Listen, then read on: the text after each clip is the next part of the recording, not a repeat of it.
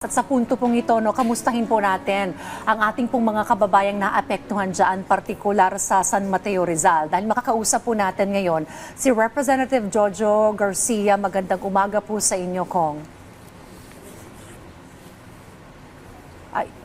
Alright, Kong, paki-unmute lamang po siguro ng ating microphone so that we can hear you. Good morning po. Good morning po Good morning, ma'am. Good morning po sa lahat. Nakikinig po sa inyo. Mag-monitor, magandang umaga po sa inyo. Alright, Kong Garcia, si Diane Querer po ito with Leslie Ordinario. Kong, bigyan nyo kami ng general situation po dun po sa inyong sinasakupang lugar po, sir.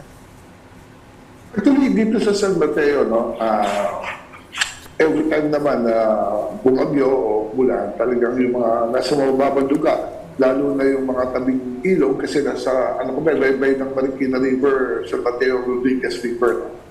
Talagang mabilis na makiat ang tubig dyan. So, since yesterday at last numero ng ating local government, dahil maganda naman coordination natin, okay, OIC Mayor Grace Diaz, more or less nasa 3,000 families ang nasa evacuation center natin. No? So, wala namang, may isa atang nagkaroon tayo ng pagkamatay, no, na kuryente. Pero so far, sa mga injuries, wala naman. Talagang hirap lang ang aming mga kababayan dito, tigmuulan, dahil nga pinapasok sa bahay. Minsan hanggang bewang, hanggang dibdib sila sa loob ng bahay. Kaya napaka-importante na nag-warning kagad ng ating local government, no? Kaya nakarating sila sa mga evacuation centers. No? Maganda lang, tayo po'y taos-puso nagpapasalamat sa ating mahal na Pangulo, Presidente Bongbong Marcos, at personal niya po kami pinuntahan kahapon. No? Tinignan situation, kasama si Secretary Rex Gatchalian, si Secretary Ken Rosa, si Secretary Bonoan ng DPWH. No? So, nandun din, of course, ang aming napasipag na Governor Nina Inares. So, tuloy-tuloy naman po ang suporta ng ang ating probinsya, ang ating national government. Talagang na-overwhelm lang talaga sa pagbibigay ng mga relief goods. Lalong-lalo na madami na sa aming mga kababayan dito ang hindi na lumilikas, pumunta mismo sa evacuation centers. Kaya last Wednesday, nagpatawag ng meeting si OIC Grace Diaz. Ako po ay inibitahan kasama ang 15 kapitan mga department heads at pinlano kung anong dapat gawin. Kaya since yesterday, hinaustos na natin yung mga relief goods. So ating mga chairman, pinapaikot natin yan at personal nilang pinupuntahan yung mga bahay na nalubog na apektuhan at binibigyan nila ng mga relief goods. Kasi karamihan sa mga kababayan namin dito na hindi rin na evacuation centers, either ayaw iwan yung mga bahay nila or may mga hindi nakapasok ng trabaho o yung mga arawan hindi nakapagtrabaho, so wala rin silang budget sa pagkain. So yan po, inahatid natin ng personal sa mga bahay-bahay kasi alam naman po natin, laging issue yan na bakit evacuation centers lang binibigyan. Siyempre, may mga ayaw pumunta dyan. So, sa inisyatibo ni ating OIC Mayor Grace Diaz, talagang hinatid nila, nag-start na sila kahapon. So, ang target nga natin dyan, siguro mga 15,000 families. So far, nakapagbigay na ata sila, 2 barangay o 3 barangay kahapon, kasamang opisyalis natin dito. Kaya talagang nagpapasalamat kami na bumubuhos ang suporta, lalo-lalo ng Kapitolyo. Kaya talagang nung dumating din si Presidente Bongbong Marcos, mas dumami pa ang pwedeng itulong natin sa mga kababayan natin. Ayun, magandang initiative po yun, Kong, na talagang pinupuntahan po sa kanilang mga bahay, door-to-door, na nagde-deliver ng mga relief goods. So, kumusta naman po ngayon yung ating mga residente po na nasa San Mateo, Rizal, na nasalanta ng bagyo, specifically yung mga nasa evacuation centers? Yung nasa evacuation centers, definitely, hindi sila komportable. Kasi 28 evacuation centers na yung niready ng ating local government. Merong eskwelahan, meron talaga yung iba basketball court lang. Nakita nga ng ating mahal na Pangulo yung basketball court na talagang nandun lang sila. No? Yung nakahiga doon sa court, no? May mga bata, may mga senior citizen tayo. Kaya lang, wala naman tayong magagawa kung hindi talagang i-evacuate sila kaysa magbuwis ng buhay. No? Pagka nasa mga bahay sila. At tuloy-tuloy naman ang alaga ng ating local government. Sabi ko nga, no, si Governor Dina lang, kung araw-araw, 3 site ang pinupuntahan, araw-araw nandito sa amin, ikot kasama si Mayora Grace, no? At ating mga barangay naman, chairman, yung mga medyo kaya na ng barangay, no? Nagpapakain sila paminsan-minsan, lalo na pagka gabi, no? Nagpapaluto sila. At ang munisipyo rin, pag medyo maliit na barangay, hindi kaya ng budget nila, nagpapadala ng mga items, no? Para lutuin nila. May mga pamalengke, grocery items, no? So tingin ko, tulong-tulong lang. Sabi nga ng ating mahal na Pangulo, is the new normal eh. No?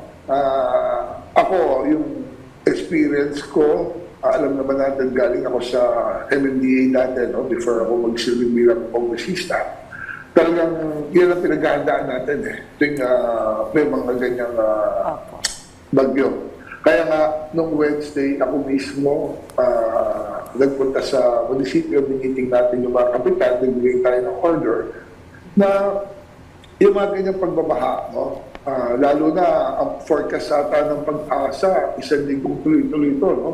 So talagang madadagdagan yung mga tubig na yan, no? Sa mga low-lying areas namin.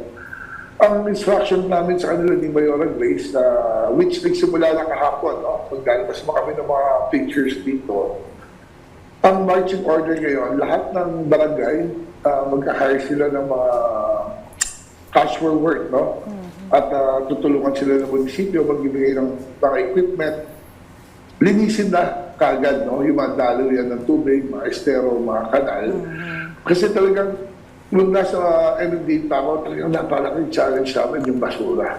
No? Talagang, sabi nga kahapon, kausap ko si Secretary Manny Bonoan, ang short term natin ngayon na nagagawa so far, no, maglinis lang ng mga daloy ng mga waterways para mas mabilis ang pag-alis ng tubig. Which napansin naman namin, no, compared dati, na konting ulan, baha kagad, nagdibdib, no, mga ganyan. Pero may mga kalsada tayo ngayon na mabilis mawala ang tubig or hindi ganun kalalim. Pero of course, baha pa din. No? Hindi ko sinasabing maganda yung nangyari. Baha pa din. Pero medyo mabilis na, no, ang pawala ng tubig or kung dati hanggang dibdib, hanggang bewang na lang. Dahil nga madami tayong pinapalinis ng mga estero at waterways, no? At may mga ubang lugar na rin na kung dati binabaha, medyo hindi na ngayon, no? Napupunta ng tubig dahil sa mga napagawa natin mga ticket o mga rimbak, no? Sa mga kanal, which tingin ko hanggang ngayon, yan pa rin ang problema. Pag napuno ng basura, napuno ng putik, babalik na naman tayo sa dati, paulit-ulit na lang. Pero kaya nga order natin, no? Sa ating mga barangay captains, talagang maglinis sila. Nagpapadala sila ngayon ng mga reports, ng mga pictures, na kinakdidiklan talaga nila yung mga estero natin, mga waterways. Alright, well, Congressia, sabi niyo nga po ay kahapon ay nagpunta po mismo, no, si Pangulong Ferdinand R. Marcos Jr., binisita niya yung evacuation center. So, kamusta po yung naging interaction po ng ating Pangulo sa ating pong mga apektadong residente dyan po sa Rizal, sir? Ano po ang mga actually, napagkwentuhan, sir? nagulat nga, no, kahit si Pangulo, no, alam natin hirap-hirap na sila sa evacuation center. Pero nung nakita siya ng mga tao nagpapalapakan, tuwang-tuwa, no, talagang kadapala, doon mo makikita, no, ang mga taga-Rizal, kahit na hirap-hirap na. Pag nakakita sila ng mga nandiyan na handang tumulong sa kanila, nagpapalakpakan, tumatawa sila. Para bang naisip nila, hindi tayo pinabayaan na meron tayong gobyerno rito, no? Kahit ultimo kami lang, no, mga lokal, makita nila umiikot, nilalamayan sila. Kahit pa paano, naiibsan, no, yung kanilang mga kaluputan. At sabi ko, napakaswerte pa rin nga dito sa San Mateo at personal kaming pinuntahan ng ating Pangulo. At sabi ko nga, araw-araw si Governor Nina Inares nandito po sa amin at nagdadala rin ng mga tulong, no, para sa amin. Kung makikita niyo po sa inyong video, talagang akala mo hindi evacuation center, no? Kasi nakagulo talaga yung mga tao, no? Tuwang-tuwa sila nakita. Ayun. Kung mensahe na lang po sa ating mga residente po ng San Mateo Rizal. Okay, unang-una, para ano lang, no? Alam natin ng sitwasyon, no? Kasi of course, madami na nagreklamo sa mga flood control projects. No? Sabi ko nga lagi, dito sa San Mateo, or kahit sa Metro Manila, no? Person, kaya mabilis bumaha. Alam naman natin yung mga design ng ating Canal Estero. It was designed 10, 15, 20 years ago. No? So, during that time, siguro ang population natin dito, kalahati lang, nasa 100,000 lang. Ngayon, nasa 300,000. So, habang dumadami ang tao, no? Sumisikip yung mga waterways natin dahil sa infrastructure, sa improvement, no? Mga kalsada, tinataas yan, walang drainage system. So, talagang kailangan natin ngayon, i-improve na.